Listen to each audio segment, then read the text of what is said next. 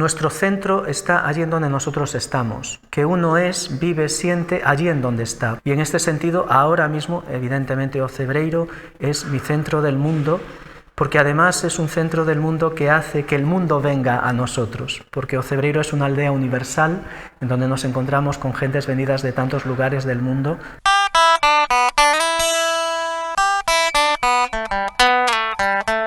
Estoy en Santa María la Real de Ocebreiro desde el año 2017. Cuando llegué, sí que además fue en época ya de otoño-invierno, prácticamente sin peregrinos, llegó un momento que me hice esta pregunta a mí mismo y la lancé al cielo. ¿Qué hago aquí? ¿Qué servicio puedo prestar aquí? Y llegó en un momento un peregrino en medio de la nieve, que venía perdido, que venía angustiado, que venía al borde de la hipotermia y lo socorrí. Y a partir de ahí, en cierto modo, es como si el cielo me respondiese con una frase poco más o menos tal que así: estoy aquí para ser socorrista de peregrinos. La hospitalidad es uno de los conceptos más bellos que probablemente tuvo, en cierto modo, no sé si su génesis, pero al menos su constatación en el Camino de Santiago. Me atrevo a decir que fue el primer gran intento de fraternidad universal en el contexto europeo.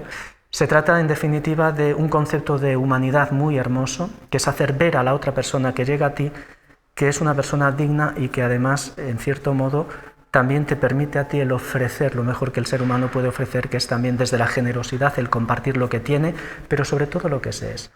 Entonces, de alguna manera, nosotros tratamos de ser como un interruptor que encienda también esa luz interior para que luego cada peregrino o peregrina que participa de la bendición que hacemos en Santa María la Real, o simplemente que entra en este pequeño santuario rural, que pueda irse también con esa vivencia interior para descubrir que el Camino de Santiago es más que un camino geográfico, es sobre todo un camino interior.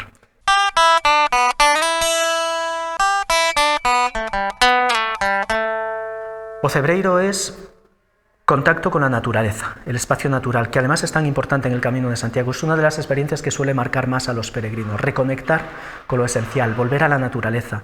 Estamos en lo alto de la montaña. Simbólicamente esto es muy importante. En la Biblia las montañas son los lugares de teofanía, de encuentro con Dios.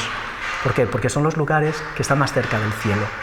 Por eso para el peregrino, la peregrina que llega a Ocebreiro, normalmente el ascender y llegar a Ocebreiro supone una especie de sensación de triunfo, de alivio.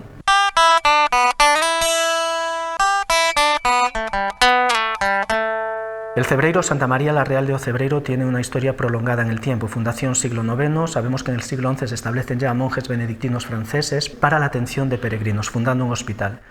Y luego ya en el siglo XX surge la figura de Elías Baliña, párroco de Ocebreiro, que pasa por ser en cierto modo como uno de los grandes impulsores, se le llama incluso restaurador del Camino de Santiago, y a él debemos la famosa flecha amarilla que guía hoy a todos los peregrinos hasta la ciudad de Santiago de Compostela. Siempre suelo decir a los peregrinos, cuando llegues a mi ciudad almada, la llamo así, ciudad almada con alma, los santiagueses somos un poco mentirosos.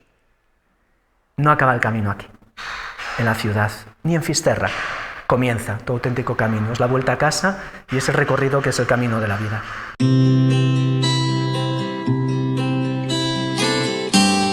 Fray Paco sabe que ejerce su labor sacerdotal en la aldea más universal del Camino de Santiago, con casi 1000 años de historia. Ha aprendido, en Ocebreiro, que el contacto con la naturaleza hace que aquí la acogida a los peregrinos sea muy distinta.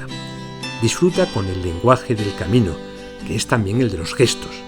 Entre personas que no hablan el mismo idioma fluye la comunicación con las sonrisas, los apretones de mano o compartir la comida. Si San Francisco, como cuenta la tradición, pasó por estas montañas, seguro que aventuró que alguien de su orden recalaría para recibir a quienes hacen parada y practicar el arte de la escucha, que también es una forma de acogida.